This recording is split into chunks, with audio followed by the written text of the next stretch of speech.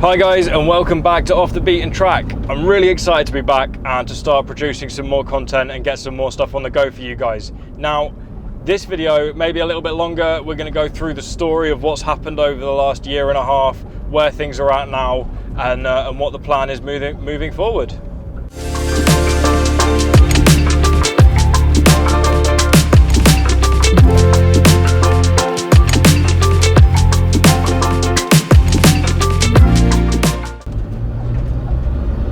Now, the eagle-eyed among you may well have spotted that I am once again driving a T4. Now, before we start getting all excited and carried away and happy about things, I will admit this isn't Nigel. This is not the van that this channel started with, and sadly, the van that I started this channel with is no more. So where we left it after the last episode was he was just about to come back from the welders. He was nearly finished up, he was nearly done, and everything was looking to be in good shape. So I thought, great. I drove him back, got him insured, got him back on the road, got everything running again, and used him for a couple of adventures. We managed to go camping for a weekend, which is, you know, the entire purpose of what it was for. Went up and it was great. However, as the next couple of weeks went on, I started finding more and more niggly little issues with it. Like the brakes weren't quite working right, where the vacuum pump was failing. There were loads of squeaks and bangs and things that weren't right, things that shouldn't have been the way they were. So October last year, the MOT expired, and I said to myself, okay, I'm going to take him off the road over winter. I'm going to methodically work through, and I'm going to fix everything that I have picked up and I know is wrong with it. Now, this kind of went to plan. Fast forward to May of this year, and I thought, okay, it's time. If I don't put him in for an MOT now, I'm just never going to bother, you know. We were going to be going to France in a month, going to camp. We were going to be doing I was going to be at 3 or 4 festivals over the summer and wanted the van ready for that. So I thought, you know, let's just get it done now. That gives us at least a month of time before I want to actively use it and to be driving it. So I worked through it, put it in for the MOT, and I popped up to my mechanics after it had been MOT'd to find out how it had gone and things like that. And I could tell from the moment I arrived and the look on his face that it was not going to be good news. Now, the fail sheet is maybe not as bad as it could have been. I know there are certain things on there that I did fix and that were better. However, that didn't stop the fact there were 3 pages of things that were wrong with my van.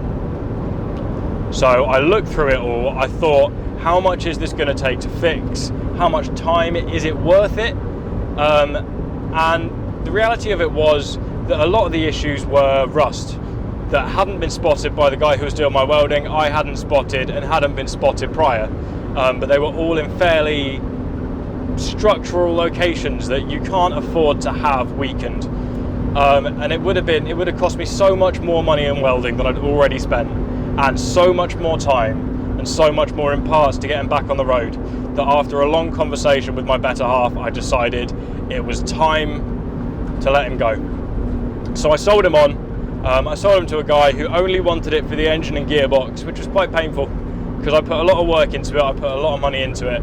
I repainted it. Me and my other half repainted it together. And you know, there's a lot of memories that went into it, as well as work and money and time. So it was quite sad to see that go, and as is the way with these things, obviously money was lost as that happened. However, after I made the call to sell it, my mechanic got back in contact with me and said, I got something here you might want. I was like, oh yeah, what's that? He's like, well, I got T4. Yep, it's a good start. It's always a good start. It's 2.5, short wheelbase, which was the main sticking point, but it's got a tailgate, it's got a solid tailgate, it's got loads of other little features and bits that make it quite a rare van. So I think I got it for an absolute steal. But I picked it up on a Tuesday, and the next Monday we were taking it to France. Now, I had no idea about the history of this van, but I knew I couldn't take my other van to France. I bought it on the Tuesday, and over the course of that week, me and my other half were working really hard trying to lash some stuff in, get some cabinets, get some basic electrics, so we had lights and charging and that kind of stuff sorted. So we managed to get that done, and we took it to France that next Monday. And I have to say, the whole way through, I was nervous. I didn't know, the history of this vehicle. I didn't know. All I knew is that it had a new engine put in before I bought it. I didn't know anything more than that, other than the fact it also had a fresh MOT and was in decent condition that way.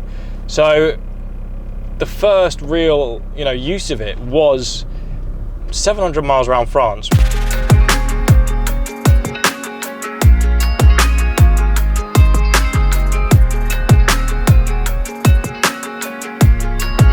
Now, the reason I'm starting YouTube up again here is to document the conversion and, the build process on this van, as there are some other things that are going to be different.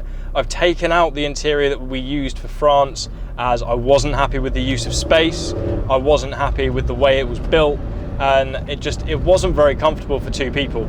So that has been removed, and I'm going to be going through with a friend of mine who is a carpenter, designing and working out how we're going to make the most of the space in the back and building these units with him. It's also going to be resprayed, hopefully in the autumn, depending on what happens with finding a sprayer and a spray booth. But it's going to be resprayed. When I bought her, she was lowered, and I wasn't a big fan of that. So after we got back from France, pretty much the first thing I did was to put new shocks and springs all around, lift her right up, and put the big all-terrain tyres on. But there is plenty more in the pipeline, and I want to take you guys on that journey with me this time, as opposed to getting completely lost in the absolute chaos that was my old van. So please do subscribe if you want to see more of this. We're going to go a bit more in depth on an introduction and talk about the van next week. We're just going to go on from there and see where this journey takes us. And then once she's built, we'll be going traveling, we'll be documenting adventures and just seeing new places, and it'd be really cool to have you along for the ride. So please do hit that like button, hit that subscribe, and yeah, thanks for watching.